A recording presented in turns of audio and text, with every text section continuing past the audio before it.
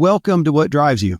I'm Kevin Miller. In this episode, Choosing to Exist Differently in the World with Talia Fox. This is a powerful story of drive, one that starts with tears, and today is an impressive list of stats and accomplishments. I'm going to start there with the impressive list. Here we go. Talia Fox. She is a leadership strategist. She holds an M.Ed in counseling psychology from Howard University, and she is a Harvard University fellow.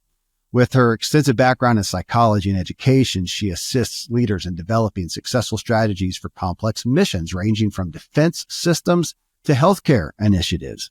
As CEO of KUSI, it's KUSI Global, Talia helps organizations like the U.S. Securities and Exchange Commission, Harvard University, Transunion, the National Institutes of Health, Howard University, and the U.S. Departments of Defense and Veteran Affairs. She helps them maximize human potential by leveraging strategic intelligence and helps individuals and organizations foster connected cultures and promote conscious equity. It's a lot. Now she has a book titled The Power of Conscious Connection, 4 Habits to Transform How You Live and Lead. But where we start in our conversation up next is Talia as a single mom, holding onto her baby, crying in a stairwell in her apartment building. She's at the end of her rope, and that's where she resolved to not let her circumstances decide her fate and to quit identifying as a lacking and struggling young woman. Here is highlights of what Talia had to say. She said, "I decided to choose a different way of existing in the world. People can often be completely absorbed by their problems," she said. They don't jump out of bed. They drag themselves through feeling sad, tired, broken, and disappointed. So she said, I started asking myself, what does this situation need from me today to be most successful? I became conscious how my choices impacted my outcomes. I became obsessed with human and social behavior and how our identities shape our choices and our lives. I was struck by how the seemingly small choices I made had the biggest impact on my mental well-being. Sometimes veering off the well-trodden path of others and choosing a different path can lead to life-altering decisions. This is the story you're about to hear, friends. It's going to be a great ride. When I'm not having these conversations on human potential, I'm working directly with people on their human potential. You can connect with me at kevinmiller.co.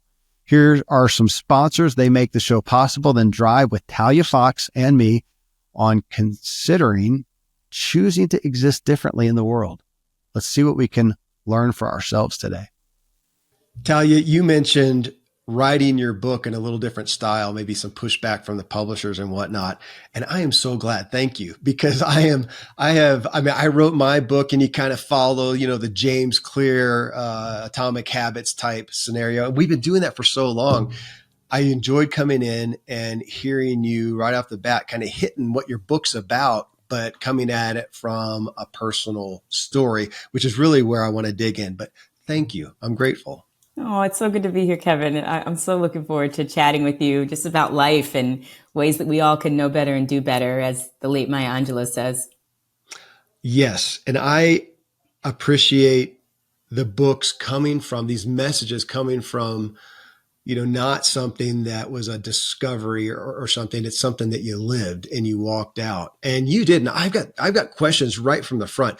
I mean, you start the book with being a single mom at the end of your rope, coming into an apartment with, I think, no electricity, and there was something else wrong. I can't remember what it was. And kind of broke down in a stairwell. You got your little boy with you and just cried it out. What precipitated that? I'm always curious about people's upbringing. I saw a post on Instagram about your dad being a jazz musician. Yes. Seemed really cool. But what led you to that point? I mean, what was the quick history that got you to that point as a single mom and a rundown apartment and breaking down that really launched with the rest of what we're going to talk about? Yeah, it's really interesting because I think Whether someone has my experience or not, what we all can relate to is this idea where you feel like you are just running in circles and you're not getting anywhere and you're trying really, really hard. So for me, I grew up, my mom and dad, my father, I found out later on, was like illiterate. He was a musician, like working really hard. He opened the Mirage in Las Vegas. And Oh, wow. my mom, she would stay home. She has a disability. And I grew up in a world where there always felt like there wasn't enough. And I just felt like we had a lot of love and a lot of laughter, but there was also just a lot of constant crises. And so when I went to Howard, I sort of felt like that even though I had broken free of almost what I would call the statistic of kind of, I went to school, right? I'm getting education. This is the way out. Somehow there was this shadow of constant crisis following me from, when I went to school, I didn't have enough money. I had like 50 cents in my pockets. It was hard to go to school. It was hard to eat. Then I ended up having a baby in college, and now I'm like still working hard to try to make life happen. And I just got to a point at that moment where I actually, the part that's not in the book is in Vegas. I was working in a restaurant like a week and a half after I had a baby, and I was saving my tips in a formula jar. And this is back then where you actually can buy a ticket cash at the counter. I went to Southwest with actual cash out of my baby jar and bought the ticket to go back to school because I was so determined to get this degree and to finish. And then to get there, the reality of the harshness of life just hit me. And so what's beautiful about this story is, they talk a lot about this, in 12-step programs. As I hit my rock bottom, I just was like, I'm trying here, but I just don't know what to do. And so what got me there was a lot of overcoming fear, a lot of pushing through what everybody told me I can't do. They said, don't go back to school. You have a baby, just get a job at a restaurant and keep rolling. And so on the other side of pushing through fear, on the other side of taking risk, life can just get so hard. And so how I came to that point of just breaking down in this stairwell is I had this realization that something was wrong and I needed some help trying to figure out and chart a new path. Well, so then the show is called What Drives You, and that's the curiosity is what. So at that point, then you said you cried out, just cried it out, felt a little sense of calm and just kind of a resolution. Something has to change. And even that, do you look at yourself in retrospect and that to some degree is not surprising that that's kind of who you were, or maybe some exposure that you saw, parents or somebody else that really pushed through instead of just succumbing, because of course you could have done that. You could have just, succumbed and met your end, or just, as you said, stick at a restaurant, grind it out for the rest of your life. Was there something that you can point to possibly, or is it just I don't know, I just had the will to go further? Yeah, I think about this a lot. I have done some research, and they do say there's some studies on ambition and whether or not ambition is something that's genetic, right? So they do say that some people kind of are wired for a greater level of ambition. I do feel like my father was very ambitious, and there is something in me, and this is something I continue to do research and think about. There is something in me that craves better, that craves something more, right? There also, that we all share, is a human sense in me that craves not having pain and not continuing to deal with the same struggle. And so the combination of a desire for something more and the desire to avoid pain and mistakes and regret, I know you talk about that on your podcast sometimes, right?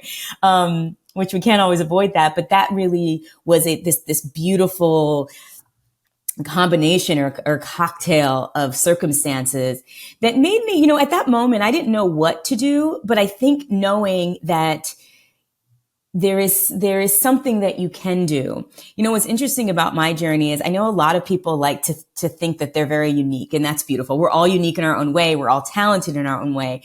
But at my lowest moments, I had to think about how I am not unique. And what I mean by that, by the way, unique is my middle name. It's ironic I'm having this conversation. Wow. Interesting. Okay. But what's ironic about that is we hear a lot about uniqueness in terms of, are you so amazing? But a lot of people, when they're struggling in life, what about you makes you different than the person that is like making millions and billions. Why are you so different than them? So it also is the opposite. So for me, the thought was, hey, I'm a human being. I'm on this earth.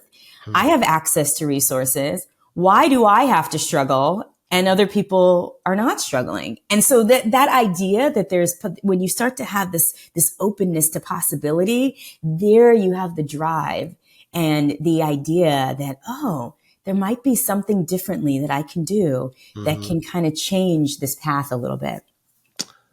Love the middle name, by the way. I have a kid whose first name is Serene. Oh, wow. And I like that. What a great label. Mine, is Kevin. I could have come up with something more unique than that. Yeah. I interest myself, Talia, with you saying unique in that frame of reference.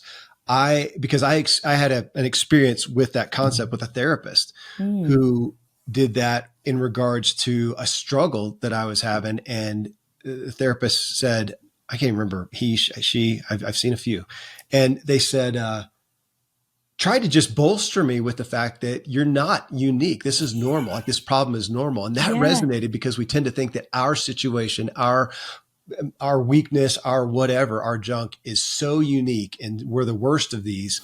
And to realize that, oh my gosh, you would not believe how many, you're in good company, not to minimize it, but you're not, it's not so rare. And take some comfort in that. Yeah. Yes. But also, I think that we take a lot of comfort in resonating with the uniqueness of our problems.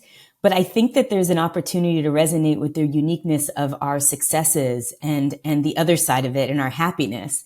Like there is, if you see someone, instead of there being envy or like, wow, look at them, they have a certain kind of life. There is this is a moment where I can see that I get lots of evidence of possibility, right? So I think that other side, I would love for us to spend some time thinking about that as well. Fair. Well, it's interesting. I'm coming into, you said getting up every morning. I'm thinking of the mind games that we play to understand ourselves and bolster ourselves. And you said you started the day as if it were a show. And again, I like the mind games, changing my visual or my mental perspective on something. How did that literally play out in your mind? I mean, the next day, the next week, you're still in a rundown apartment. You're still busting it as a single mom. And, and by the way, too, I wanted to say you found yourself in a really hard place of going, oh, I'm at the end. You mentioned burnout. I'm overwhelmed. How am I going to do this stuff? And then you went and signed up for classes, which in essence, you just made it harder. I mean, that's, but that's what we see. I mean, if we're going to get out of something, it takes, I had a friend one time, he said, okay, especially in relationships, you're here and you're kind of at a 6 and you'd really like an 8 or a 9 or better. But to do that, you're probably going to have to address some stuff and drop down to a 2 for a while. And nobody wants to do that. And so you did that. So here you are, maybe you're suffering and you're at a 3 right now. And let's just go ahead and do a -1.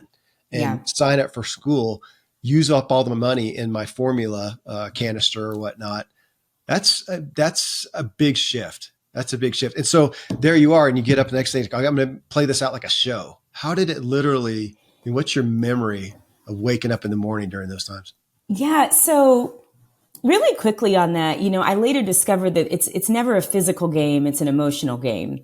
And so the crying out and the surrender and the breaking down was a moment where sometimes when you give up, your mind in some ways doesn't care anymore. So you actually release all of the crazy emotions that you're having and your brain just starts to have a lot of clarity on what to do next. And so something happened in that moment where I gave up. Like I realized I didn't really have all the answers. I realized that there were opportunities to do things differently. And so I decided in that moment not to necessarily physically do anything differently, but is there a way that I could show up differently, in this moment? And so that was a big,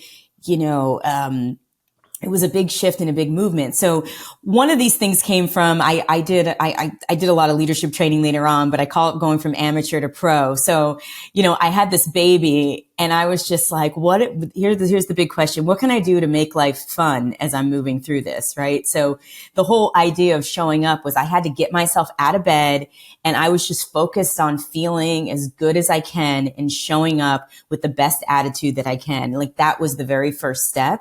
And that led to a lot of clarity of mind. That led to feeling really differently about a lot of things.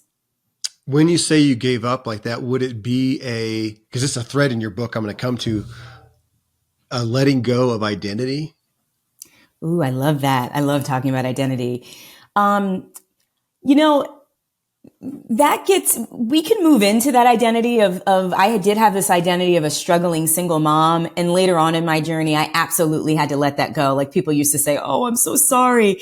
And I started pushing back, saying, "Oh no, this is actually something that's helping me. This is something that's driving me, right? To be better and to do better." Okay. At the time, the giving up can be really messy and really normal, which is, I'm just not going to try so hard anymore. I'm just going to kind of show up and see what happens. Right. So instead of giving into all of the stress, instead of constantly obsessing about things, I'm just going to take a deep breath and put one foot in front of the other. That was kind of just my first step to having more clarity. It's really interesting because there's a scientific reason behind this. Like, when we are really anxious and stressed out, we know about this. The amygdala takes over the frontal cortex. And so all of that anxiety and stress, it actually deprives us of the ability to think clearly. And so the very first thing that we all have to do is get some emotional relief so that we can see what we need to do next. And so many people have experienced this naturally. There's a release when you either cry or when you have that moment where you've given up. You literally give yourself an emotional release and your brain clears up, and all of a sudden you have new ideas and new possibilities. Okay, I interest myself a lot with that. It's kind of I've got a good friend who's mentored me a lot, who has this concept of, we grip things. I'm making it. If you're not watching the video, I'm making two fists, and he's saying, "Can we turn them over and palms up, let go?" And that's been difficult. Even sometimes it's one palm up and one still gripping. Okay, well, I'm going to jump forward real quick just because you said the word release. Yes, it stuck out to me that you talked about, and if I get the timeline right, about 8 years later, and you've got, I think, some business going, but you say that my improved well-being was directly related to living my values and defining success. And you took time off. You backed off your business. You took all your retirement savings, and you didn't work for how many months? It was a full summer, so it might have been 3 or 4 months. Yeah. Well, so that I wrote down. So instead of looking at that and going, okay, now I got to buckle down, kind of like you did back then. Okay, I'm going to buckle down. I'm going to add school to all this stuff. And to some ways, that feels like an increase in pressure. But here you are, fast forward, and you take your retirement out, take the summer off, and instead of increasing the pressure, okay, I'm going to grind it out more. You released it. And that was literally in my notes, and you just said that a minute ago. That's a thread that is, as you know, I think very abnormal. When things get hard, we just think we got to buckle down. We got to try harder. We got to grip harder. And here's almost a second time, at least in the story that I've gotten, that you let go and you released. That's significant. Yeah.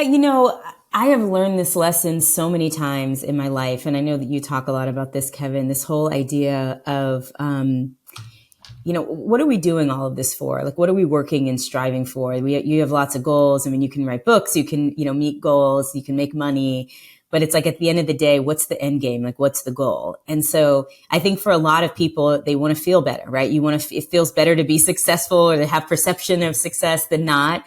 There's an actual physical, emotional experience in achievement, because we have this idea that it's going to give us relief from whatever that feeling is of non-achievement or what maybe people might define as failure. So I think that there are some active ways that we can leverage this experience. So for me, I've learned this lesson over and over again. If things are getting really hard, then it is unlikely that I'm thinking clearly and moving towards something that I really desire and that I really want. Because the whole point of doing things is to have a life that's happy and joyous and peaceful, right? So if you're moving in a direction that is taking you far from the joy and the happiness and the peace, what can you do? So I took a bold move because I really believed and understood that if I can be in a beautiful, peaceful state, I have this confidence that there are things that I can accomplish that the stressed out Talia is just not capable of. I have these like characters, right? There's a stressed out type A Talia, and she likes to do all kinds of wonderful things, but the peaceful, focused, happy, surrendered Talia, she knows how to pull in opportunities and move down paths that are just very unexpected. So way back then, the lesson was, life was getting difficult again. I'd started a business. It got great for a while. And then stuff just started going wrong, right? It was just like, I felt like I was losing my footing. Right. And I started feeling that dread in my stomach again, kind of similar to the stairwell, pre-stairwell, but at a different level at this point, right? And so once again, I asked the question, this is my life. I'm living it. What could I do to give myself some relief so I can open up some clarity? Now, at the time, I don't know if I had this level of wisdom, but a lot of it's reading, intuitive, all of that stuff. These are lessons I've learned. And it was a game changer. It was actually during this summer that I launched what now is my company, KUSI Global, because I spent time just by a lake, like writing out my business plan. I went to the movies every day. I had this whole plan of how I was going to raise my kids. Like, it was game changing. It could never have happened in that way if I continued to put myself under tremendous amounts of stress. I'm just appreciating I don't know if it's fair to say juxtaposition, but back in the stairwell, you made a change and you did kind of, what can I do? And added on, in my perspective, going back to school. Now here you are in a different, but somewhat similar place, you say, 8 years or so later. And the solution there was kind of the opposite. I'm going to let go. And in a sense, what I read into it was you weren't going, instead of what can you do, it was, I'm going to let go of this stuff so I can be. Fair? Yes. I think both times it was the exact same emotional experience. Like, okay, if I had to sort of give you a tangible thing that happened, it was, and it's interesting. Oprah actually talks a little bit about this. A lot of her interviews, it's this moment where you let that grip go, right? And it's this moment where you even do that thing, you prioritize that relief. And it drives you to do different things. So for example, sometimes relief might look like quitting a job and getting a new job. Sometimes relief might look like staying up, till midnight and writing your best story, your best novel. Sometimes relief looks like stopping everything and going to sleep. So I think that the emotion that you're reaching for is a level of release and a level of peace for the goal of getting clear on what your next steps are. But I'm going to use the words of this podcast. Now, what that relief drives you to do depends on where you are in life and where you are in the moment. But once you can achieve that and let go a bit, I think that you can be driven to do things that may not be on the beaten path that people might think that you should do, right? It leads you to do some creative things.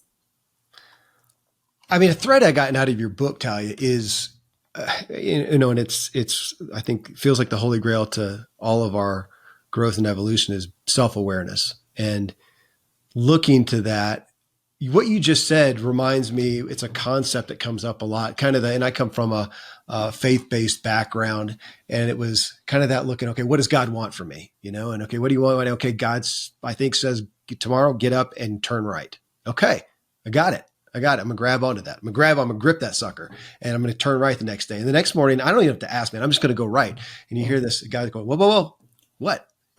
Today, go left.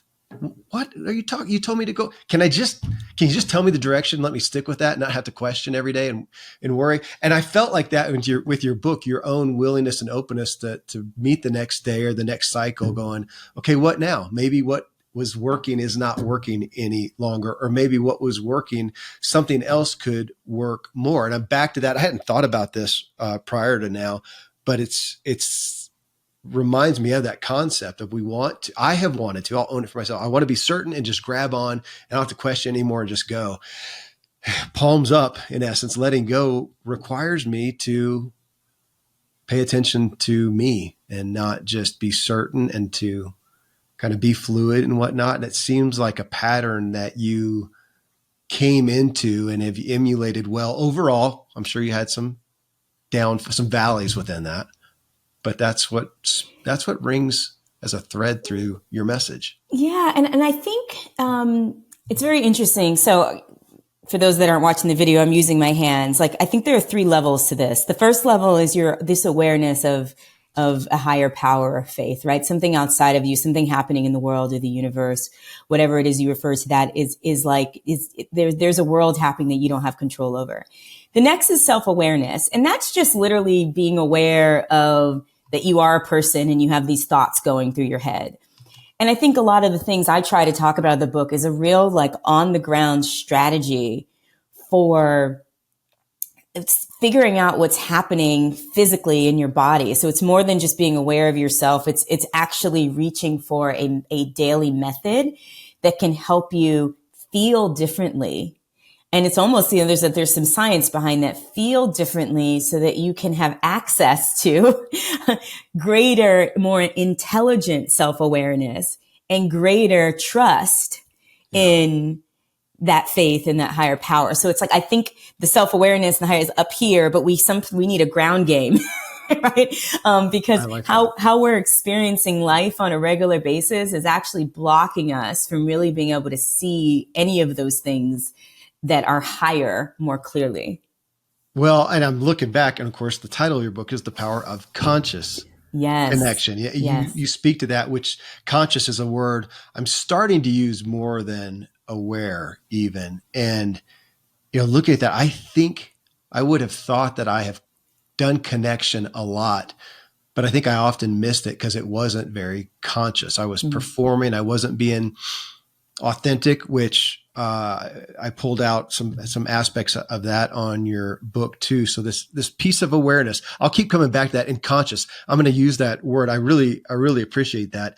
There was a next fruition in your story where you said, even when irritated, I smiled and this was the big kahuna to me, decided to choose a different way of existing in the world. And I read that and just stopped at that. Well, I don't know that at this point in my life, that I see any other option. I mean, otherwise if I don't decide to choose a different way of existing in the world internally, if we look at an internal locus of control, then I'm looking for it externally. And I don't see hope in that, or I don't feel hope, and I don't see much fruition. Not if I'm going to say the big S success, which is not just the little area that you had some success and everything else went to hell in a handbasket, but you actually have it overall, choosing a different way of existing in the world.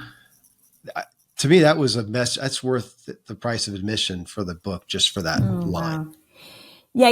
It's interesting that maybe the new podcast title at some point will be who and what drives you. Right. So it's this moment of I think we're all, there's the what drives you in the terms of what motivates you to do better and to live in a particular way. But then there is this awareness or this consciousness that we're being driven by a lot of thoughts, a lot of past trauma, a lot of sometimes negativity and self-sabotage. And so if we give too much power to our frustrations and our daily annoyances, we literally become just kind of a slave to all of those things. And we forget that every single day we have this beautiful opportunity to choose how we're going to be and how we're going to exist in the world.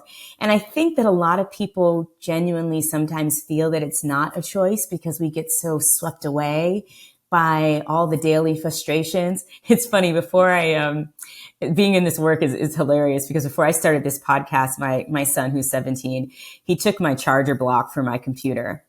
And I was getting so frustrated and so upset because I was concerned about whether or not I was going to have enough, juice for my computer. And I was just laughing because, my brand is that I feel like I try to stay very zen. And I'm just, before I'm starting this podcast with you, I'm sitting there like, how could he do this again? And I'm getting so frustrated. And I actually physically felt the anger. Like I'm used to being aware of what's going on in my body, but I was getting so frustrated. Then my brain started just having these all kinds of negative thoughts. And I had to stop, and I was like, what's here right now? You're about to meet Kevin and have a conversation about being conscious and connected. Come on to the moment.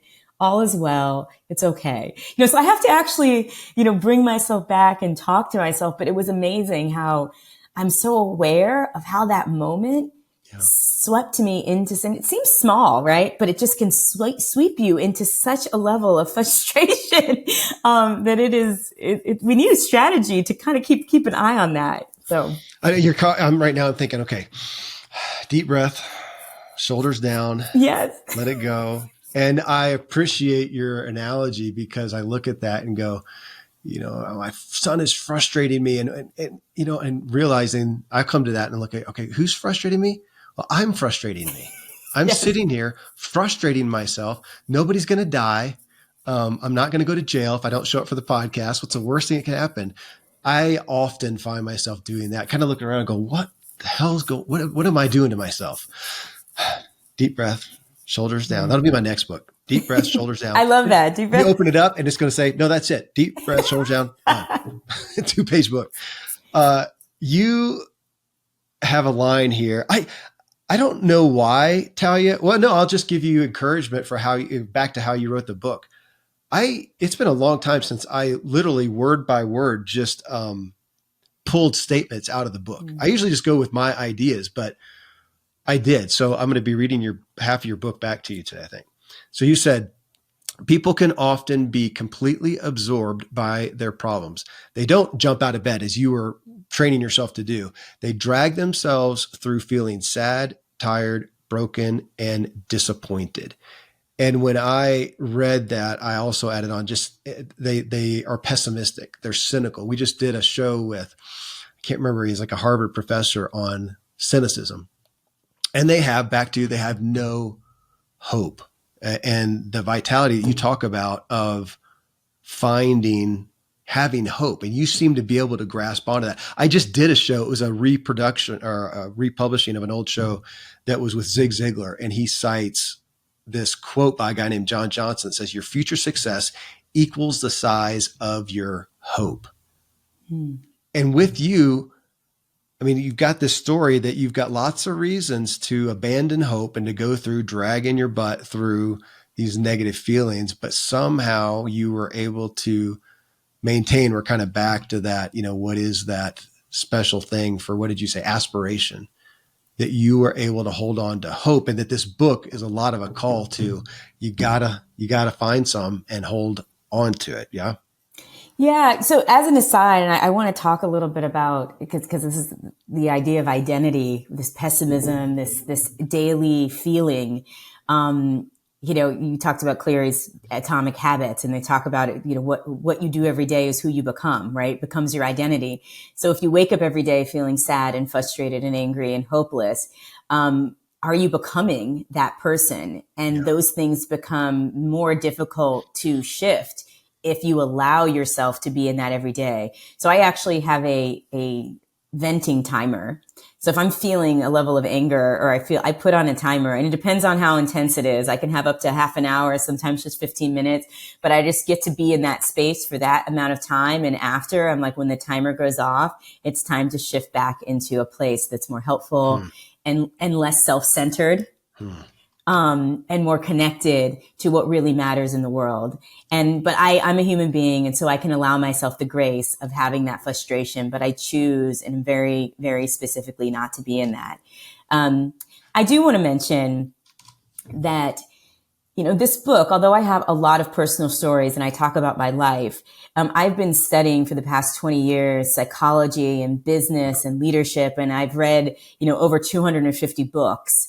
And so I actually took my academic research on how the mind works, how psychology works. I also am a trained therapist.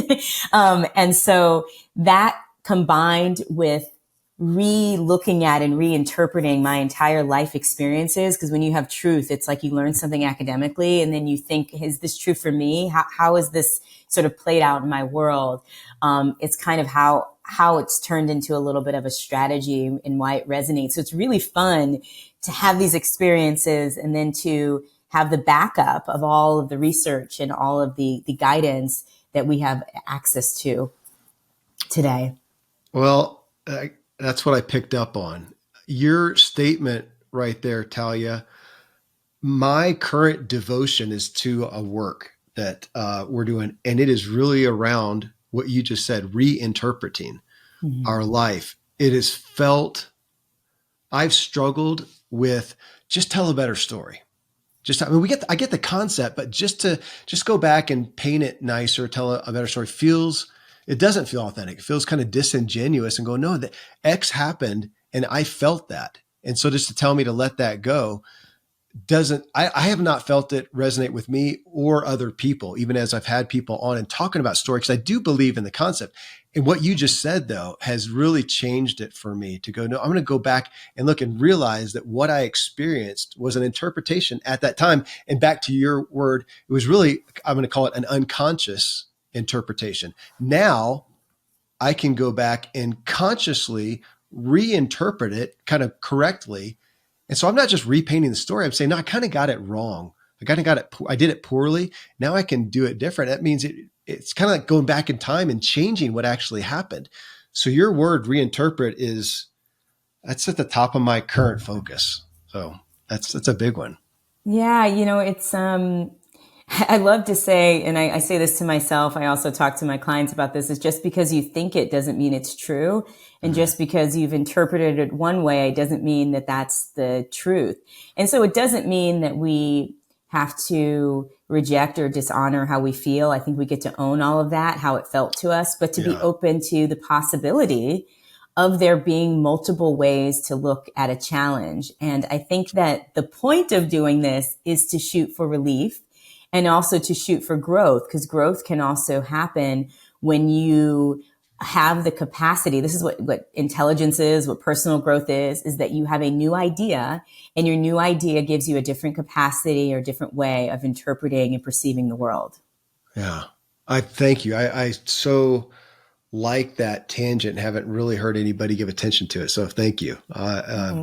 You, again, I'm pulling out these pieces that just were, aspect or interpretations that I so grasp onto and resonate with you. And you talked about asking yourself, what does this situation need from me today to be most successful? We talked earlier, my dad passed away not long ago, real well-known guy. One of the things he was known for was when there's a problem, asking, what does this make possible? They made plaques and signs, Dan Miller, what does this make possible? So that I'm going to read it again. This is right out of your book. What does this situation need from me today to be the most successful? And I wrote from that as I was reading it, Talia, who do I need to be? I had a guy ask me one time, if this is your goal, what do you need to become to achieve that? I thought, it just kind of set me back. What do I need to become? Dude, I'm just looking for you said this somewhere in the book, we're just looking for the next to-do list. Just tell me what to do. Do I do this campaign? Do I go to this seminar? And you're saying, what does it need from me today? Is that fair to say, who do I need to be the most successful as opposed to just to do? I think the most important word in that statement is today. Okay. And the reason I say that is because, we tend to plan our futures and even interpret our lives very globally, but we live it day by day, right? And so I think the reason we get tripped up is that who you need to be today and what you need to do today may be different than who you need to be and what you need to do tomorrow. Just like God analogy a minute ago. Yes. Right? Maybe a different direction. Okay. Keep going. Yeah. So for example, I have, and for parents out there, they may be able to relate to this, where We have periods of time where we have to show up for somebody else. It could be for parenting or for a child that's going to football practice or sports practice. It could be an aging parent that we have to take care of. It could be supporting an employee. And in that day, it's not about becoming the type A personality and getting everything done. For that day, who I need to be is maybe a silent supporter who just shakes my head and listens. Or I just need to make sure that I get enough rest so I can show up for my children and smile in the audience and clap. And so for today, I need to show up and be the best parent that I need to be. And what happens over time is that when we stay in the day and ask ourselves that question on a regular basis, we begin to build these marbles or this beautiful track record of feeling really good. They say you build self-esteem through esteemable acts. And so that goodness energizes us and clears our head to become, this is back to your question, the person that you need to be to achieve what you truly authentically want to achieve, right, at the end of the day. So I think I hear this a lot, who do you want to become? But I think where people get tripped up is that we're living day to day. And so, how do you become what you want to become? Well, you do it by showing up in a very specific way to the challenges of the day or for the challenges of the day. Well, it speaks to me of connection, which is one of your key points in the book is connection. And again, you met me where I'm at and so many of the things in the book, which is why you're here. And that aspect of connecting with self and connecting with others, we seem to be, you talk about this in the book that we're, how did you put it? You communicate at an all-time high, constantly communicating, email and text and DMs and whatever, communicating more than ever, but connecting even less. And it feels like I used to talk about that issue, again, externally, about how we connect with others. And yet I saw often in your book, you're talking about that, but the nucleus in essence is connecting with ourselves. Yes. And I just didn't have a place for it for most of my life. I'm sitting here in my 50s and I didn't even have the idea to connect with myself. No, I'm just a tool to get stuff done. I might even try to connect with other people. And of course, now realizing I was kind of handicapped because I couldn't even connect with myself. Again, that's another pillar that I felt you gave such great focus to in the book. Thank you. I'm appreciating this conversation too so much, Kevin, because I'm realizing I'm in a certain place in my life too. There's a lot of things that are going on and this idea of connecting with ourselves and the idea that we don't ever figure it out. We have these stages in life and we have to keep re-asking the questions.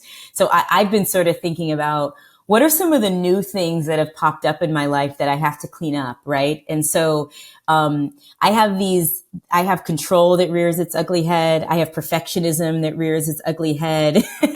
I sometimes have isolation, right? The desire to just be alone that rears its ugly head. And so, I try to have this connection with myself to say, okay, you've been leaning into those things for a while. Let's clean that up a little bit.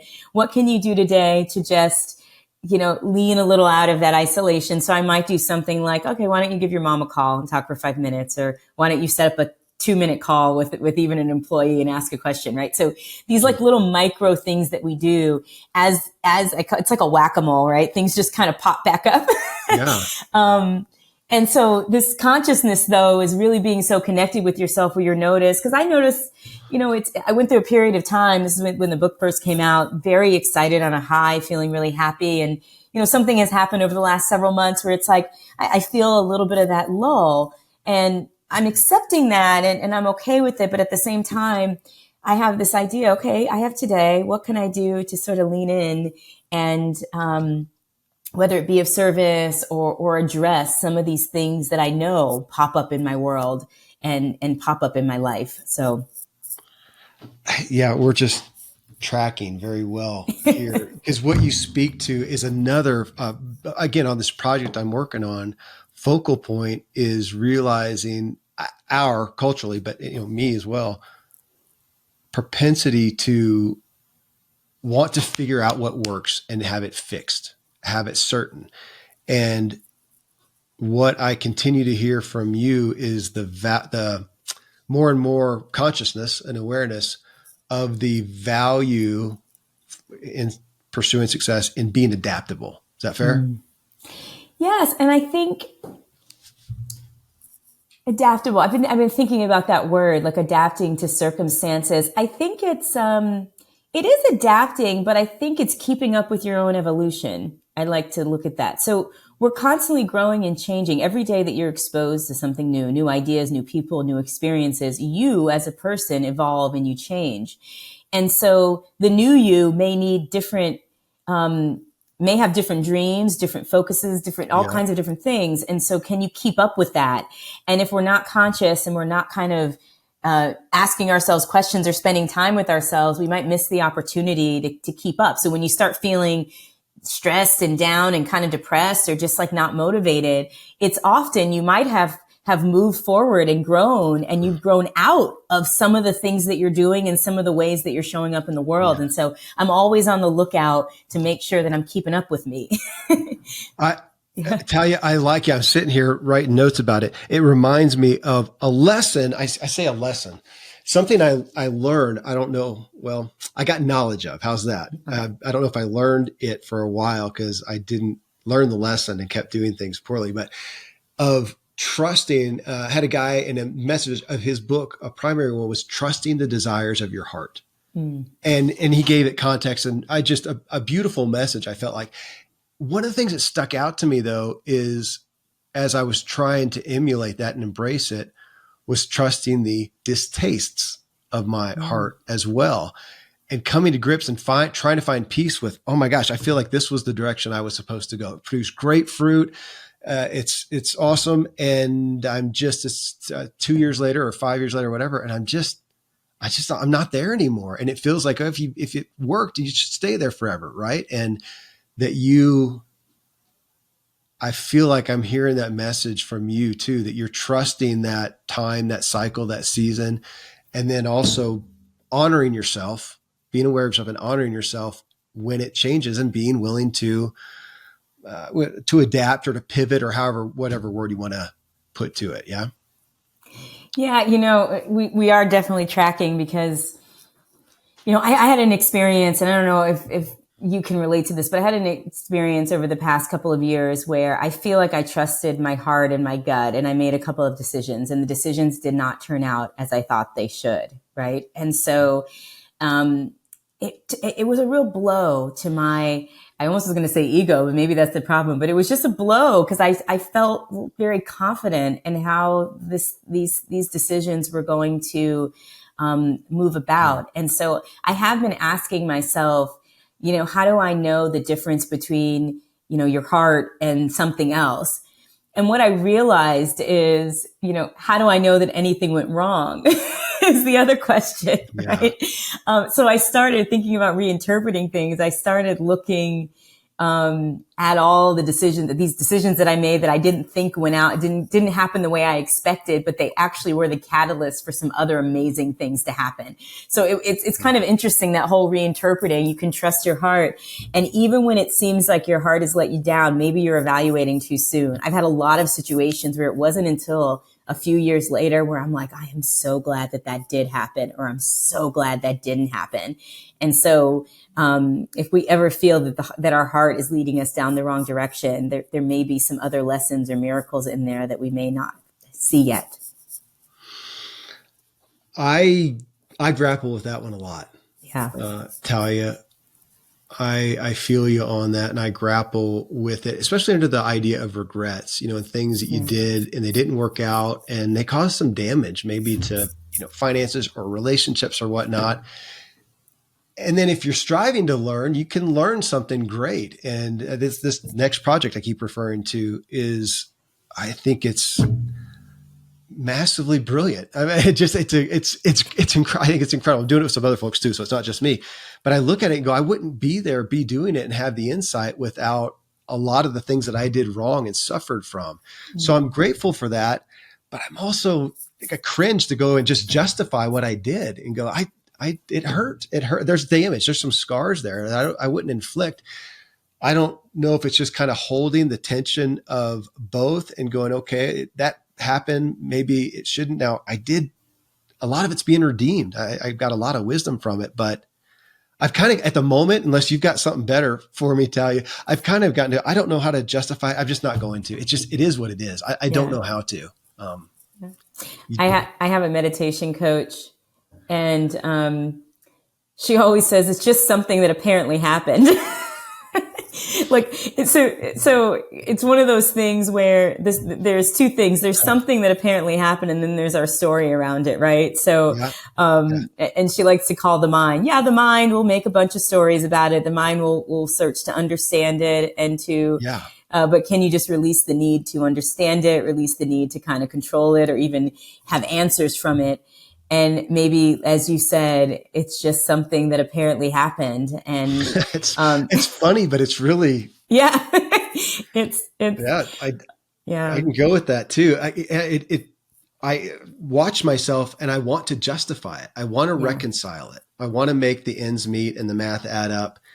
And I'm finding less ability to. So just that, it's something that apparently happened. I don't know if I can claim that it was good. I got a lot out of it, but I caused a lot of damage. And I don't know if I would do it again, because I wouldn't willingly hurt someone or whatever.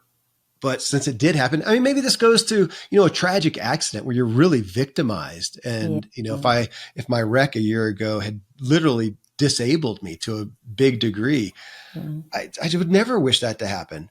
Hopefully, if something like that did, though, it would equip me to have some understanding and insight that I wouldn't have had. So does that justify it? It's something that apparently happened, as Talia's therapist said. Yeah. And thank you. She's a meditation coach, but I just have to say quickly on this, as I call it just accepting the integrity of the human experience. So like right now, even you and I talking, Kevin, like we reach for a level of comfort and safety, right? So we want to feel like we have a level of control. We want to feel like we have a level of security. Yeah. And I think that our minds tell us that if we can understand the past, then we can actually figure out how to keep ourselves safe in the future by not repeating those mistakes of the past.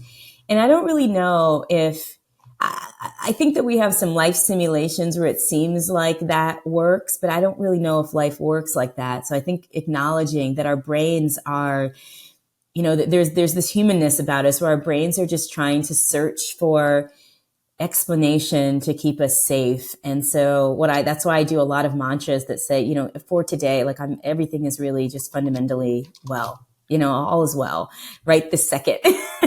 And so it kind of neutralizes all of that. Well, you just, again, very, very much resonating here. The explanations you said to keep us safe, that's at the top of my list of what if I can let go of that self-protection and just, if I can let go of that, I don't have to justify it all. I can just, something apparently happened and something tomorrow is going to happen, and it's a new day. The past doesn't really exist. And can I just go forward and have security in that? Kind of coming back to that security internally. If I can let go of, to a degree, the best I can, to the external, well, then what threat is there really? And we're back to the Viktor Frankl, concept. When you go, I got nothing. I got no control. I've got literally nothing except what's inside. As I say, my brain, heart, I'll give it to both. Again, maybe there's nothing more profound than that, as you said, to change the way that we experience life. Yeah. It's, and in Viktor Frankl, The Search for Meaning, right? It's very interesting because I think our culture, we're obsessed with movies like The Butterfly Effect, where you can go back and you can change things, and then you get to watch how the future is different if you can change the past. But I think the biggest kind of very simple lesson that we learn from that is how much energy and stress it is for us to try to control. Like just think about this. You're going in the past, you're trying to figure out what happens so you can learn from it, so you can not do it again, so you can control the future. Like that's energy and stress. What if you were able to somehow emotionally and mentally let that go, and all you just have is freedom and possibility, right? That's it.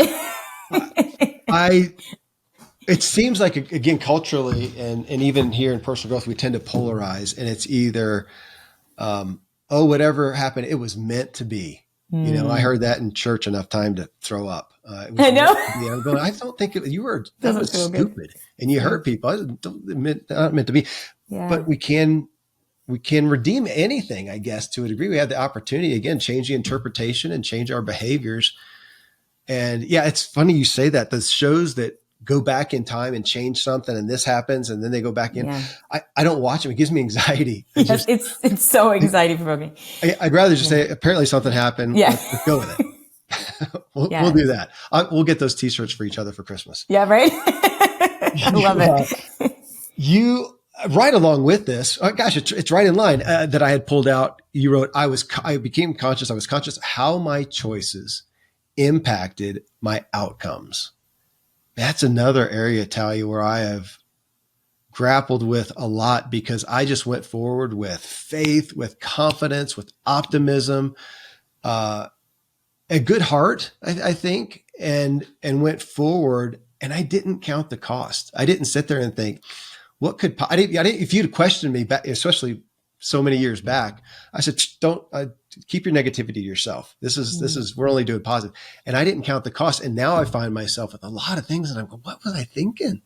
What was I thinking? I mean, to do it, 1 + 1 = 2. For me to have done those, it's very probable that what happened would happen. Why did I not ever count the cost of that? And because we look at that, not counting the cost, and think, oh, you're just being flippant or minimizing. Man, I know my heart was so good. I think that makes it even harder to realize, yeah, but I think it was a bad choice. And so now to count the cost, and yeah, if we're talking about redemption, obviously I can do it with myself. Right now I use it a lot with my kids. I'm going, man, if I can keep you from experiencing this thing that I did. Well, then back to what you mentioned a minute ago, or maybe they need to. Yeah. Moment by moment, right? Yeah. So going back to this conversation we were having about identity, I find choices to be very interesting, because choices are absolutely driven by who we think we are, what we think we're capable of. What's just so interesting about it is, for example, when people used to say things to me like, you're a single mom, things must be so hard. I actually it used to give me some relief, because I would go home and I felt like I had an excuse not to do something, or an excuse to be down, or an excuse to feel depressed, because I have a good reason, right? I have like a really good reason based on my identity to be doing all of these things. Like people have good reasons to, not exercise, and have a good reasons not to eat well. There's so many great reasons that we have, but it's connected to our identity. And I think that we really need to dig into how scary it is to have the power of choice, that you literally have multiple choices. Now, whether or not you feel afraid or feel resistant to taking the choices, to making certain choices, or even taking your responsibility, I tell some of my clients, I respect all choices as long as you're aware of the choice that you're making. I will respect it. But these choices that you feel like you sort of made and you weren't conscious, right, and connected to the outcome of that choice.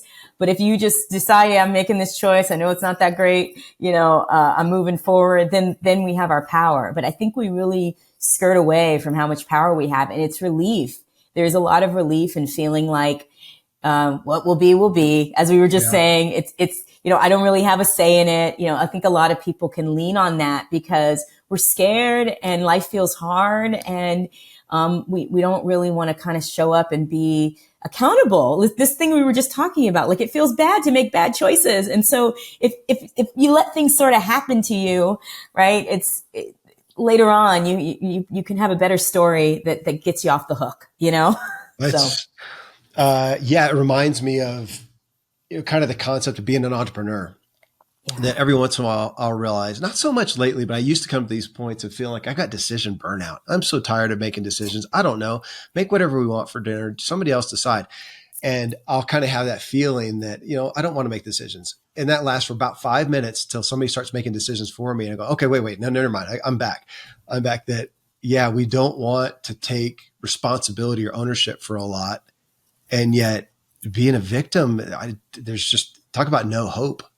So the only hope I find is over here taking responsibility, even though I understand that's really weighty. And so we're back to another, I don't know how to reconcile that. It's a tension. Fair?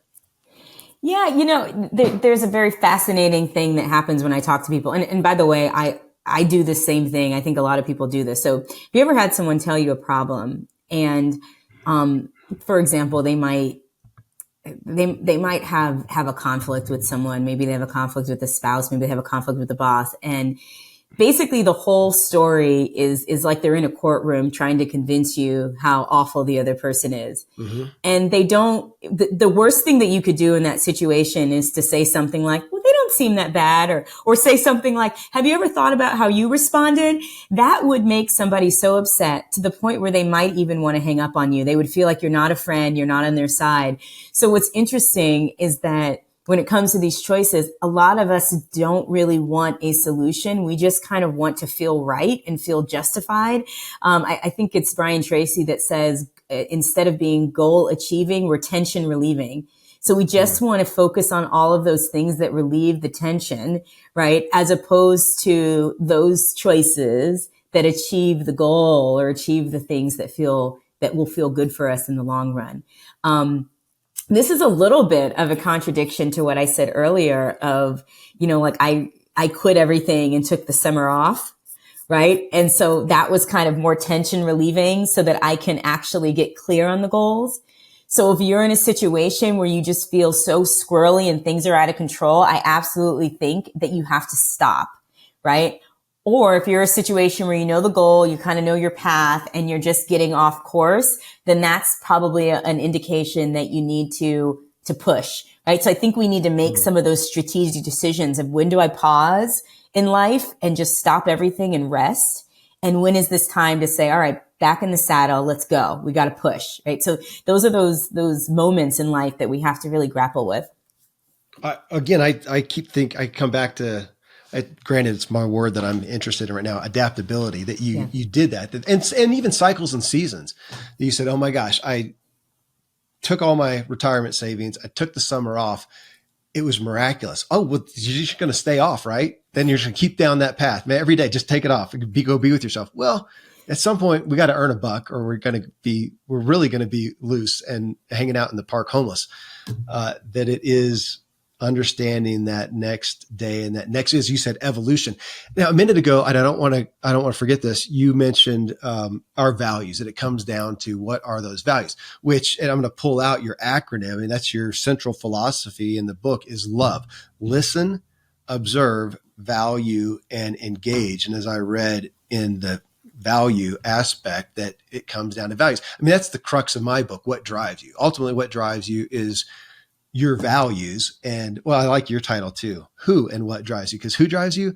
You do, based on your values. So the next edition, we'll use your title. That may sell better. But on that, listen, observe, value, and engage. And I agree with you. And it was a lot of my kind of a primary pivot in life was realizing that my values were driving me. And some of those values were not healthy. But they were my values. And I just didn't realize that I had some values that were not pointed in the direction that I wanted to go. Does that resonate with your message there? Yes. Speaking of who drives you, the question is, are you driving you, or is your culture driving you? Are your parents driving you? Is your baggage driving you? Is your trauma driving you? Is your fear driving you? We can go on and on. There are lots of drivers that right. Uh-huh. Or is it you? And then the question is, who are you? So you are what you believe is most important in the world. And I think that it's important for us to kind of look for those standard values in our lives that we feel like don't change much, because I think we have values that sort of shift. For example, for me, people, I've always valued people and kindness. Like I know until the day that I leave this earth, that the idea of being good to people is going to be important to me. Right. Yeah. But then there are other values like, I used to value, I thought I wanted to be, extremely skinny. And now I value more of a moderate, balanced world. I used to really value like the type A, getting things done, like hardcore. Now I think I'm on kind of another extreme of that people need much more balance and need to let go of the perfectionism. So those things can evolve, right? Over time. But what are those kind of core values that that drive us. And then that's the you. And if we don't stay connected to what's important to you, then that's where fear and culture and all these other things, self-sabotage, will actually get in the driver's seat. If you don't tell your brain and tell your body what you're doing all this for on a regular basis. So it's so, so important. Okay. What you just said in regards to being skinny and now being moderate, I'm daily grappling and just trying to learn more on this, because my drive, in essence, so I was a pro cyclist and still am I do it a lot. So I'm, still elite level in that essence. And my drive is normally get out there on the trail and see if I can set a new PR. And that has changed. It is changing. I'm working on it, and I'm still driven. It's not that I'm giving up, but my drive has shifted to, hey, instead of just looking for a new PR, how about sit down by this beautiful high mountain lake that you're ripping by, and you're not even stopping to smell the pedals. You're just running over them and have a different drive. You're not racing. There's no podium anymore on here. How about fulfill something else? And I was just thinking about that as you talked about values. So I don't think my values changed, but what'd you say? The vehicle changed. Like you talked about, like a core, almost like a character value is you want to be, what did you say? Kind to people or serving to people? Good to PM. Mm-hmm. That maybe you did that in one way in the past and then realized you're doing it in some ways that are damaging to you. And now you've got some boundaries. The value didn't change really, but the container of it did.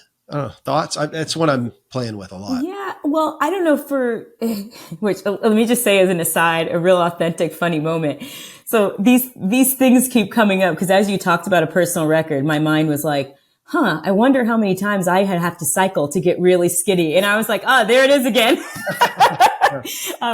And anyway, so I think that there is a value shift there. So one is my personal record, and that is something internal to you of goal achieving. Like, how can I achieve? So that's definitely that goal achieving kind of type A. What can I do to crush a record versus what can I do to be and just to enjoy the moment? So I think that is a little bit of a shift. And it's funny because that example of your experience with cycling it lines up so perfectly with your journey in life that you talk about. Mm-hmm. Of moving from one to being. And so you're just kind of seeing, I think, the realization through your choices of how important beingness is to you. So that, I think that was a pretty clear shift. That resonates. Yeah. It was a value of doing and judging that came out authentically, probably judging myself, and going from doing, burning out like your story, and now going to being. I guess the core thing is I want to evolve. I want to progress. I enjoy that. I find great value in that, but the course, I guess, is changing. Well, on that, man, a primary thing I highlighted in my notes here that you wrote, Talia, and we've hit on it a bunch of times. You said, I became obsessed with human and social behavior and how our identities shape our choices and our lives. That'd be one of those things. If I could rewrite my book, I would insert specific aspects of identity. But I think to even that degree, I wasn't aware of it as much. And I look at my goals now and try to attach them to my identity. It's something that I value, like that I want to be, healthy. I want to be well. I'm the kind of guy who eats clean. I'm the kind of guy who exercises. I am attaching some of those things to my identity, but then looking at what's the things that I don't, the insecurities that I am. And that, I want to, what would I say? I'm the kind of guy who has to make $1 million a year, or I'm the kind of guy who, I'm trying to think of some unhealthy things, has to be, looked at as the smartest person in the room, or whatever that could be. That, man, I want to let go of that stuff. So again, looking at kind of like values, would you say that just as the thing driving you is your values, and jointly maybe as connected to that, your identity, how you see yourself? How do you phrase it? Yeah, it's interesting because going back to this whole you thing, right? Who you driving the bus. So typically we develop identities over time through our experiences, and some of them are influenced, of course, by like society and the world. Like we get these little messages from teachers, from parents, What you and then should we do. Yeah. yeah, what we should do or what we're capable of. And so then we form a list of we everybody charts a lane in their life, right? I'm always so amazed if I made a list of all the, like, let's just say you couldn't do this anymore, Kevin, like you weren't doing a podcast, you weren't doing anything that you've done in the past, but you had to make a list of all the things that you could do to either make money or to, let's say you were in some kind of bind and you needed to make money, you'd have a list of opportunities.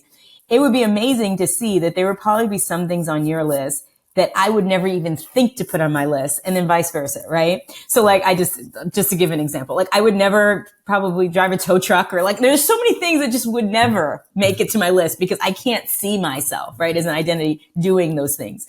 And it's not about like or preferences, because I would put other things that I wouldn't like on the list. Certain things just wouldn't end up on there. And so identity, we have to really acknowledge that your identity may not have been formatted and driven by you. So this is why you want to find your values and spend some time asking yourself, who am I and who do I want to be?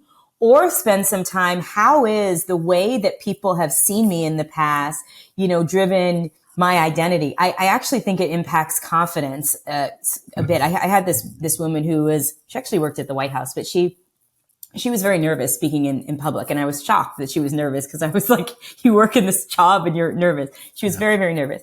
And so I put her in front of her. We were doing a live session and I was helping her with her communication skills. And I put her in the back of the room, and she was speaking so low, and her confidence was just like, it was painful to watch her lack of confidence. Yeah. And I feel like that she formulated this character that wasn't her.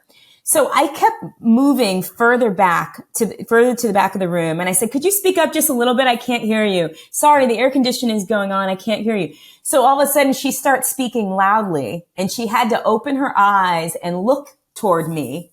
And I said, oh, so you physically can open your eyes and raise your voice. So why are you choosing not to?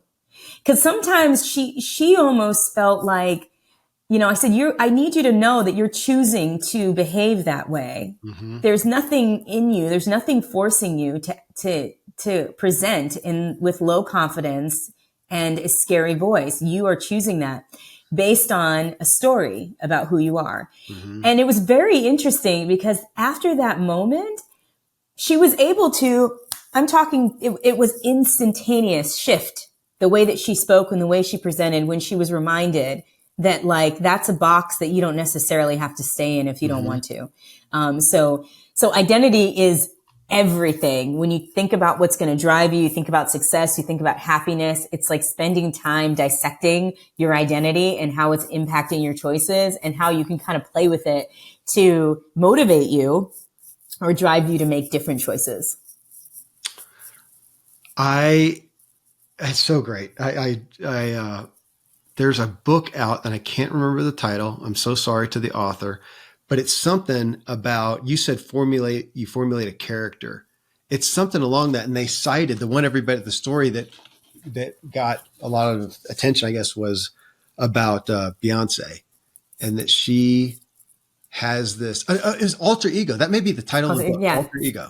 Yeah, Sasha Fierce, yeah. Exactly. Yeah, so everybody knows. Everybody knows. I need to figure out the author and get him on the show, because I keep talking about him.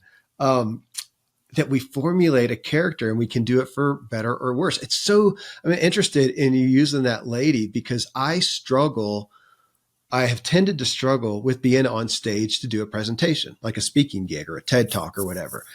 I don't naturally enjoy doing that. But now, if it's a conversation, if you put somebody in a chair next to me, I'll say the same stuff, but it's a totally different. I bet if you had me on a heart rate monitor or something like that, and I'm doing a presentation for 10 minutes, my heart rate's up here. As soon as somebody asks a question and I get to just have a conversation, boom, man, I'm in my happy land. Like right now, this is like, I'm in flow doing this right here with you. But if you ask me to discuss the same things on the stage just by myself, I struggle with this negative character. And it's such a mind game. Yeah, thanks for pointing that out. I need to continue to work on that. You know what's funny? I just had this thought out of the blue, but this might help me too. I feel like you've given the stage an identity. Yeah. Like, because it's still you. You're standing there, you're talking just like you're talking to me. But when the stage changes, that's a different, you're actually switching the identity of the experience.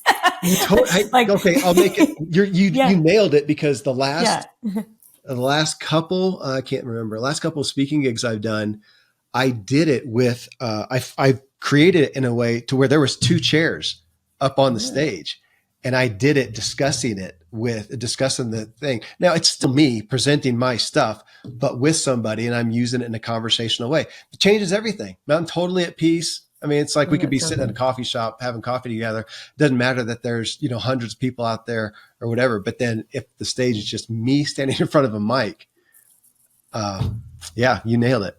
You know, what's funny about that, not to deviate too much into this, but I think about muscle memory though, too.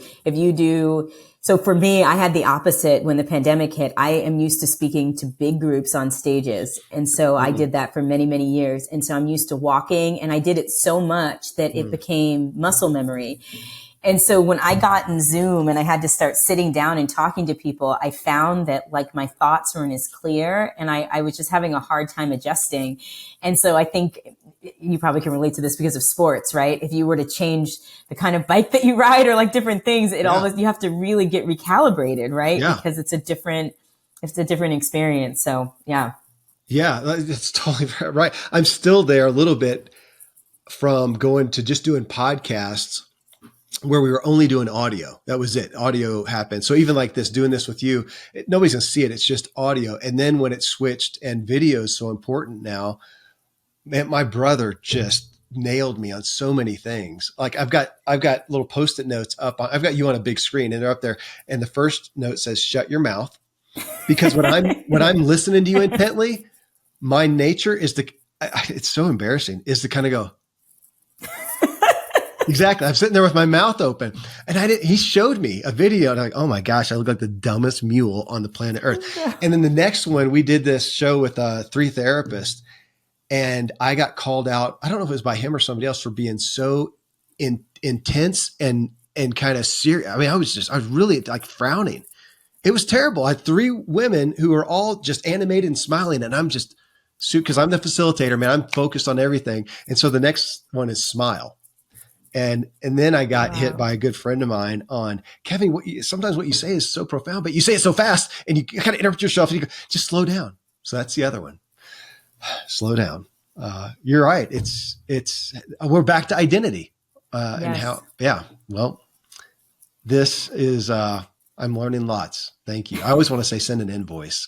I did want to ask you, coming back to what I just read there above, you said, I became obsessed with human and social behavior and how our identities shape our choices in our lives. And then after that, you said, I became so great at observing this way, at this observation, that I could begin to accurately guess the kind of life others lived. And I wanted to hear some tips there. So if you're looking at identity and saying, I can observe someone and pretty quickly, accurately guess the kind of lives they lived, I've thought, give me some, and you can pick on me if you want to, but just give me some. I'm thinking like what are the tells? It made me think of those people who, in the FBI or whatever, and they can tell if people are lying, they're telling, or poker. There's always a tell, every time Kevin's saying something he doesn't really know about, he has a tick, or I don't know what it is. What were some of the things that would be tip-offs for you? Yeah. So, it's interesting. I started doing this because I taught a lot of corporate training classes. And as soon as I would come in the room, it was very easy for me to identify, like I would very quickly know who the bosses were. I would know who even the mid-level managers were. And some of it was, in terms of identity, I mean, some of it could be like the choice of where they sat. A lot of it was their ability to observe. So I tend to find that people that are present and looking around and actually observing, they typically are people that are achieving more of their goals. They have a certain level of confidence because they're able to really listen and take in the world. There are some people, they come in and the biggest difference is that it's a level of self-centeredness versus other focused. And so what I mean by that is there are a lot of people I can tell. Nervousness sometimes is another form of self-centeredness. So some of us are very self-centered. We walk into a room and we're thinking about what other people think about us. We're wondering if we have on the right outfit. We're wondering if we're going to say the right thing. And so that level of self-centeredness, you will find evidence of that problem throughout their entire lives, from relationships to everything else. Those people that are interested in learning about somebody else, their eyes are open. They're actually curious about things. And you can see it. You can see it almost in like the first 5 minutes, how engaged. This is all the listen, observe, value, and engage. First 5 minutes of a conversation, I can tell what's important to people, how engaged they are. And it's really interesting when I get into coaching, so many of when I say tell the kind of life that they live, it's not, do you drive a white car or a blue car, those kinds of things. Oh, they probably could guess some of those things, but, so it's not that kind of thing, but it's really, I can kind of identify maybe buckets of problems that you might have. Like, is it in your success world? Is it in your relationship world? Is it in your, personal kind of self-esteem world? And it's really based on the love system, how well you're listening, how well you're observing. Do you articulate and seem to resonate or even emanate your values? And how engaged are you with how you're spending your time? Because remember, when you show up to an experience, do you respect your time by being present? That's like a self-esteem thing. A lot of people feel they're distracted, but you're showing up and wasting your own time when you're not paying attention. Yeah, right? That's a good point. It's really kind of an interesting way to look at things. So would you say, so you walk into the boardroom, or any social, it could be a party or whatever, but you walk in, is the primary, or would one of the primary things that you notice, is it too simplified to say their level of security, back to identity? Seems like that would be top of the list. Level of security. So speaking of the boardroom, I do some strategy around this too. If the top person is not exhibiting sort of love behaviors, that means that there's something going on in the organization that they're probably not sharing. And that has been true like 98% of the time. Because if you're kind of leading and you're the boss, like typically there'll be a certain level of engagement or observation. But if they're seeming very inward, they're looking around, they're kind of a little disinterested and disengaged, that's a sign for me that we need to ask some deeper questions about some challenges that might be going on that they're not wanting to talk about. So, yeah. Well, that's chapter 2 in the book, is listen for the love, observe, value, and I was trying to get it from memory. What was it? Engage. Okay. Listen. As I was reading the book and thinking about listening, and thought, does this resonate? We don't naturally, going into a social group like that, get a dopamine hit from just hearing someone. Now, I said hearing on purpose, not listening, but hearing. How often do I go in and I'm wasting my time. I'm not interested and I'm distracted. And as you said, I'm wasting my time. I really do like that perspective on it, but I'm not getting an initial, if I'm not conscious, I'm not getting a dopamine hit from just hearing. And so, one, I should question whether I even care to be there. And if I don't, then don't waste my time or theirs. But our instinct is to be heard. That's the dopamine hit. I mean, I do get a lot from this, but I'm often like you are on the other side and I'm being interviewed. And it's so different for me. It's almost still weird because I've done a zillion of these shows. This is going to be, I don't know, 1,500 or something like that probably. And to be on the other side, I mean, it's just a flat out dopamine hit to have somebody there asking for your wisdom and counsel and story. I mean, I love it. I admit it. I like it. And I think, you're sitting there. It's fun. You can find that maybe on the other side, but it's not as natural to me. It's not my conscious self as much. And so it makes me think about, my own level of interest.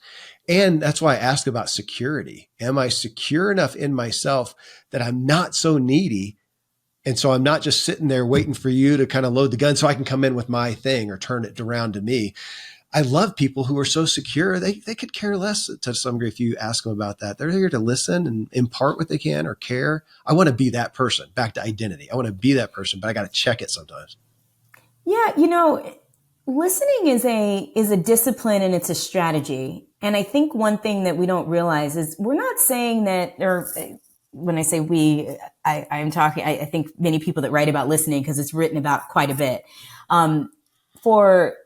To be conscious and connected, it does not mean that you just are blanketly listening to people just ramble on about a whole bunch of stuff. There are several people that might be talking to you and you're not interested in, you don't want to listen. You want to just be conscious and make a choice to be able to say, hey, listen, I just have 2 more minutes, but I'd love to hear more about this particular piece that you're sharing. Yeah. So there you're strategically guiding to something that may be useful to you or being open to that. That's completely okay.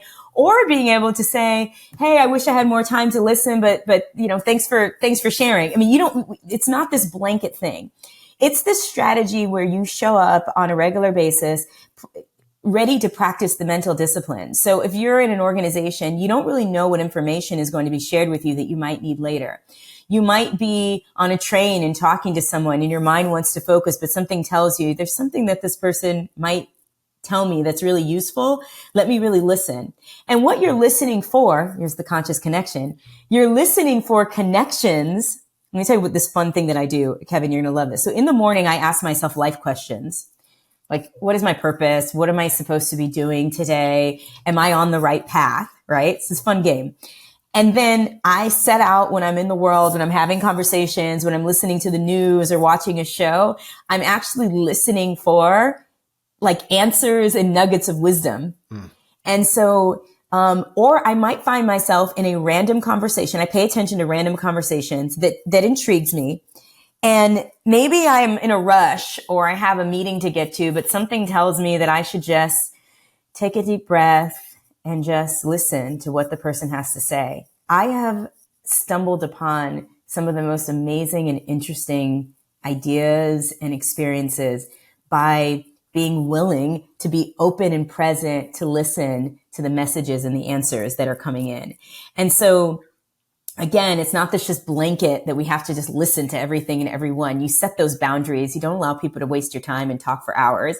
However, just be open to those moments where you're like, this is a time where I need to practice this mental discipline of taking all of the information and seeing if there's a connection to where I'm going and how I'm charting out my path in life.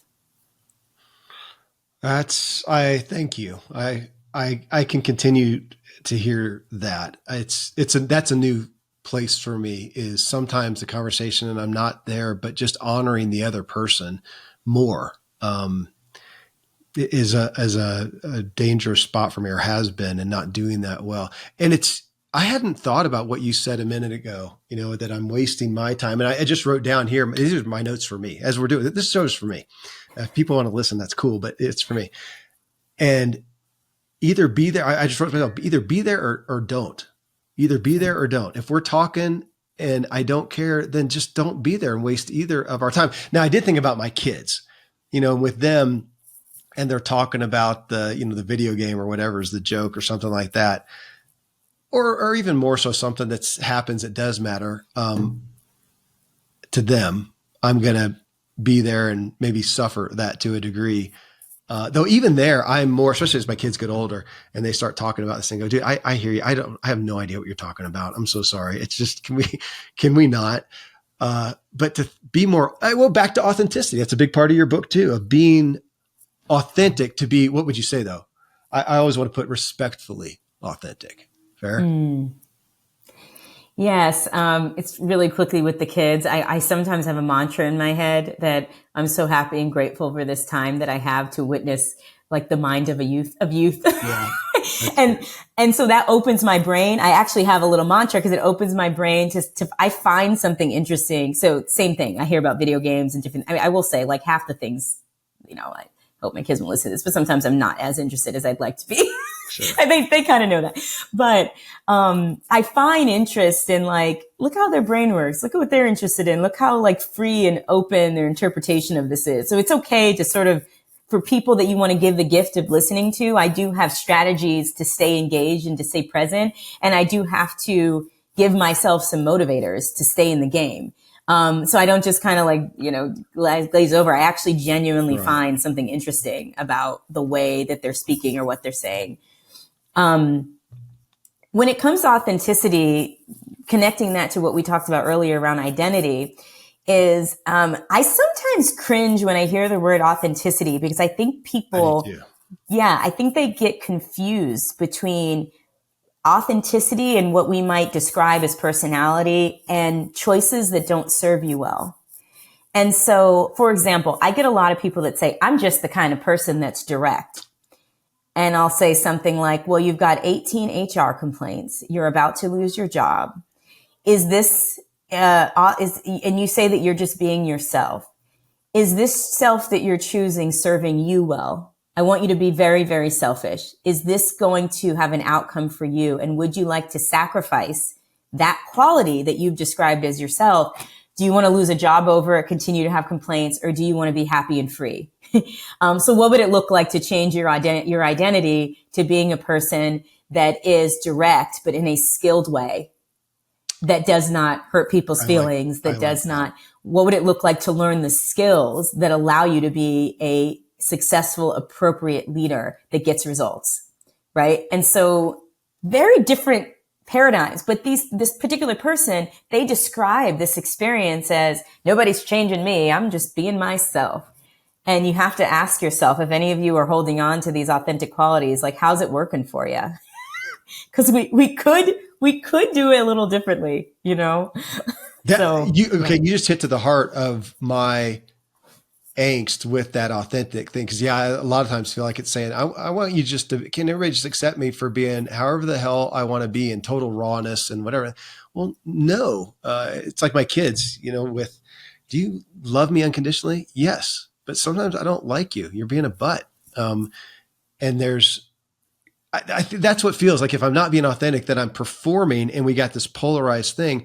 And I have been looking, okay, what is the authentic me, especially with relationships and sharing feelings? That's not been a part of my past. So now to be honest in that and share how I'm feeling, and maybe I'm struggling with that, and I can do it as a jerk and say, hey, you're just being a complete ass. Well, nobody's going to take that well. That's a complete threat. Or to say, I'm really struggling to, I'm kind of demeaning myself with how I hear you talking, and maybe we could, phrase it different. But for me to be respectful, you said skilled. I like that. Skilled. Be your authentic self in a skilled way so that it has any resonance. Well, back to your point, connection. How can you be the authentic you and connect? And I hear you saying you can do both, but people aren't catching that. Yeah. Yeah. Well, I think one thing that we miss with human connection is that, we don't look at human connection and relationships as anything technical. Like if you had to learn, when we learned how to use computers or the internet or anything technology, everyone reads the directions and no one really asks the question. No one thinks that they're not being themselves by using the power button to turn on their Apple computer. Like, you just say to yourself, okay, if I want the computer to turn on, I'm going to press the power button. What we don't realize is that there is actually there's human behavior that's been researched. And so there's actually kind of a playbook for ways in which we can interact that can make our relationships and our lives work better. And so people don't use them because they feel that it's not authentic, but it's not supposed to be authentic because you have to actually learn it and use it. And the more you use it, it feels more authentic. It's kind of when you're learning to type. Like, in the beginning, it does not feel like your fingers want to move that way, but you keep doing it. Now all of a sudden you never think again about how. So sometimes the way that we connect and the way that we interact in the world, that is actually not the place to express this thing that we're talking about in terms of authenticity. It requires actually some knowledge of other human beings, because we live in a world where we have just a lot going on. And so we need to be more skilled than maybe we once needed to be in the world that we live in today. So, I think that it's just so important. You totally just remind me in that of Zig Ziglar. So I started my podcasting as host of the Ziglar Show, and I mean, one of his all-time best-selling books, I don't think you can see it in the video. I've got an old copy up there, is Secrets of Closing the Sale. And if you haven't read it, you could look at that as, strategies that get people to buy, right? And no, that's not Zig Ziglar's, classic sales aspects. Back to your strategy. The strategy is, he would say, is to figure out if the client needs the product. Do they really need the product? If they don't, your strategy is that don't let them buy. Get them to not buy.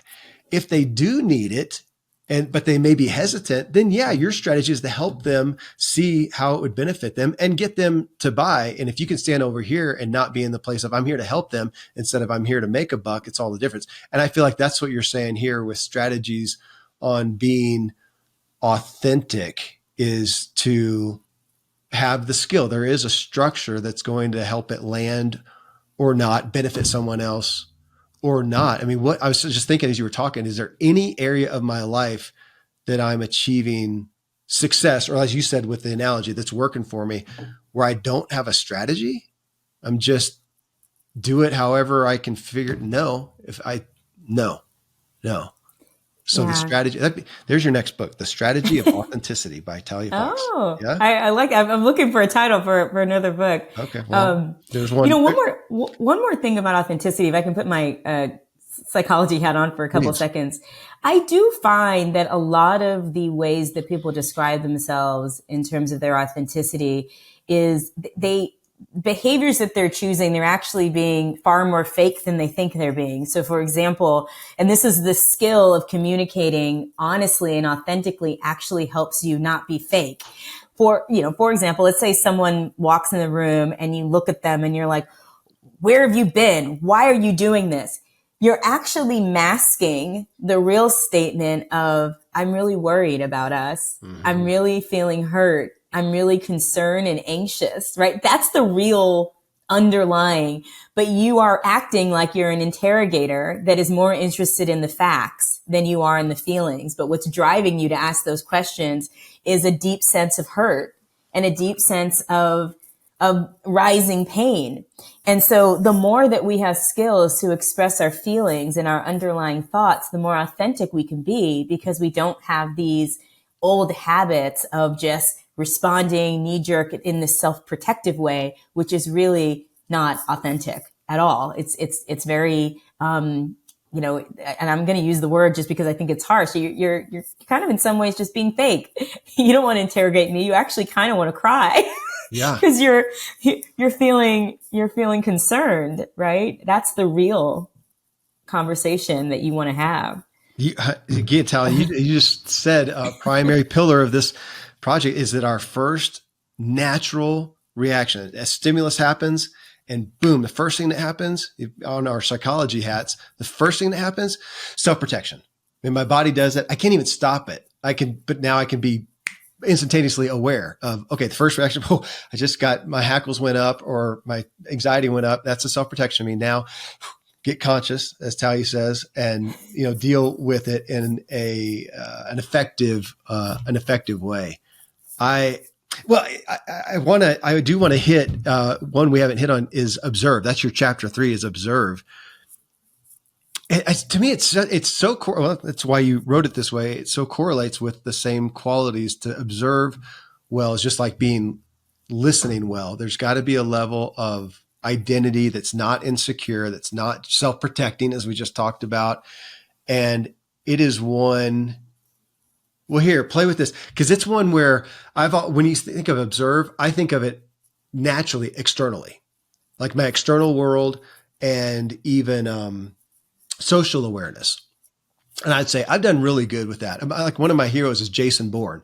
He walks in somewhere and he can tell you the license plates of the cars out there. He can tell you what that person's doing, and I prided myself in being it kind of even goes with being a professional cyclist, and you're zipping down the road at 30 miles an hour with 100 guys, man, you're aware of your peripheral vision, what's going on, sounds, the whole thing. And then social awareness, I took it there, how to win friends and influence people. Man, I was taught about that really well. So I prided myself on that. Totally missed it on observing myself. Completely missed it. Didn't exist. No emotional intelligence, no nothing. That's the journey I'm on primarily now. I hadn't even thought about that kind of Is that fair to look at it in three? How do you look at it? I kind of pointed out three areas, didn't I? Yeah. So one thing we haven't done is just to step back for just a moment that the love system in the book, Listen, Observe, Value, Engage, is a daily system of habits that you practice every day so that you can be more conscious of what's happening in your life, in your world, internally, and more connected to your power to impact all kinds of results and to achieve all kinds of dreams. That's the big thing. So the L and the O, listening and observing, that's your internal processing where you're gathering all your intel.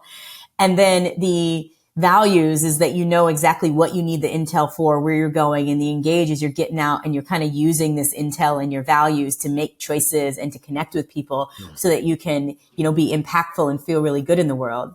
So the observation is where listening is sort of this passive activity where you're really almost sensing, you're asking questions, you're gathering information. Observing is actually observing, not just observing anything. You're observing connections, right? So it might be, what's the connection between me getting enough sleep and getting to the gym? So some people, the reason why this helps you solve problems a little bit better, the observation is critical. It's an actual skill that you want to master, almost use it as like a life master. It's called systems thinking. So systems thinking is this idea of observing reality so that you can see what's real and your brain isn't muffled by all of your assumptions and your bias. And we talked about all these drivers, the self-sabotage and fear, right?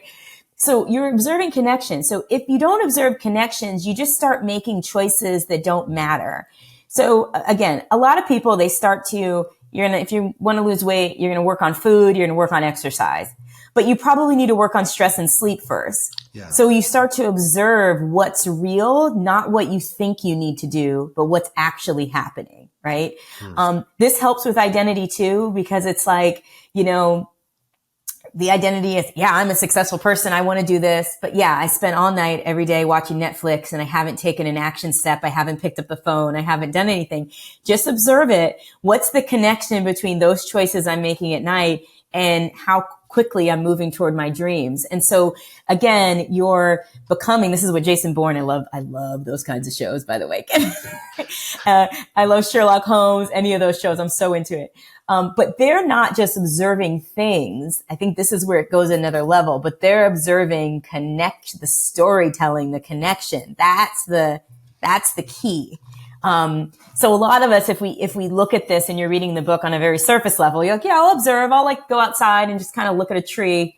My whole thing is, how can the way that a tree grows be an analogy for how I'm going to build my business? Right? What's the connection between how the tree grows? What's the connection between a flock of geese and how that can help with teams, right? It's that kind of thinking that leads to amazing and miraculous outcomes. Thank you. I just, you've got me thinking on connecting and again, being self-aware. I'm kind of back to what you talked about up there with listen, being self-aware to ask, connecting with myself first. So number one, connecting with myself first, which is what I generally have missed in my performance world. And then question this. I don't think about enough. Hopefully I do it somewhat organically, but haven't made it a tattoo yet of, do I want to connect? Do I even want to?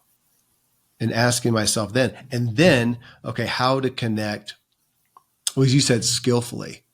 I feel like you hit on all of those so well in the book, which I've gotten about 1/10 through in this show. This could be a 4-hour show. Obviously, folks, go get the book. But I'm going to look back even on how you wrote this, because it is story, but it's not the same kind of memoir style so much. I didn't experience it that way, nor just the stories that go off kind of extraneously. I feel like so many of the books are doing that these days, that they want us to tell these long stories. And then the point is, there's somebody's really famous book that I read recently, and it took 23 pages to get to the last point on the last page. And that's all I needed. It was right there. I didn't need the 23 prior pages that I would have to go get a doctorate to understand. But thank you, Talia, for this. You've given me some new paradigms, and for everybody listening, this will be the next 3 episodes after this, is me hitting on some of these things that kind of, I want to learn it more. honestly, Talia. There's some of these things that I'm going to need to work on that you brought to light. Just thank you. Thank you for doing this, for in the book, sharing the vulnerable things that brought you to these lessons. And I felt like I was with you. You weren't writing to me. I was with you in the journey. It's just a gift. I'm grateful. Thank you, Kevin. I'm so grateful too. I did have one quick question for you about what you just shared about connecting and not wanting to connect. The question that we would have under the observation opportunity is simply, what's the connection between me connecting with others and having whatever skills that you think you need, and how happy and satisfied you feel in your life, right? If there's a connection there, if you say, yeah, when I do this, I feel really good and it has a long-term impact, then do it.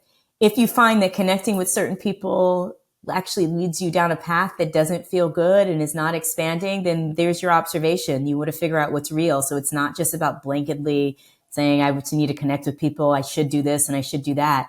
It's like, observe. Yeah. Did it make a difference? And does it make a difference? And how do I feel when I make this choice versus another choice? What's real? What's really going on here? So, yeah. Well, again, that connects with me. Doing these shows, I mean, I've done a lot and had a lot of guests, and changing from, here's somebody, they've, made a big impact, they got a great message, and let's have them on the show, to, do I think I'll connect with them? And I used to do, and I still do once in a while, I'll do a pre-call if I'm just a little unsure with someone, but generally I can go look at a video or, podcast that you were on, and kind of like you talked about, observing that. And I can feel it pretty quick.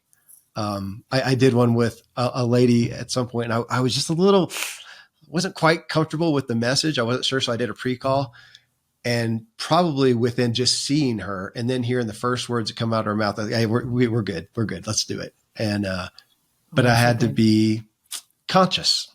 I had to be conscious to myself.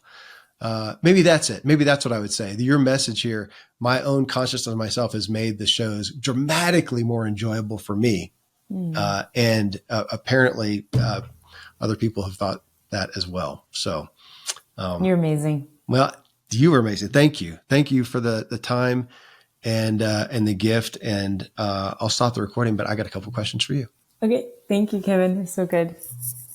Friends, thanks for joining us on this drive. That again is Talia Fox, Talia. You can find her anywhere and everywhere. The book that's just come out, Conscious Connection, 4 Habits to Transform How You Live and Lead.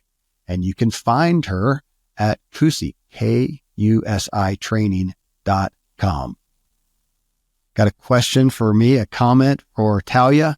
Let me know. Find me at kevinmiller.co. I hope this episode helps you drive further, and most of all, enjoy your ride. Yeah,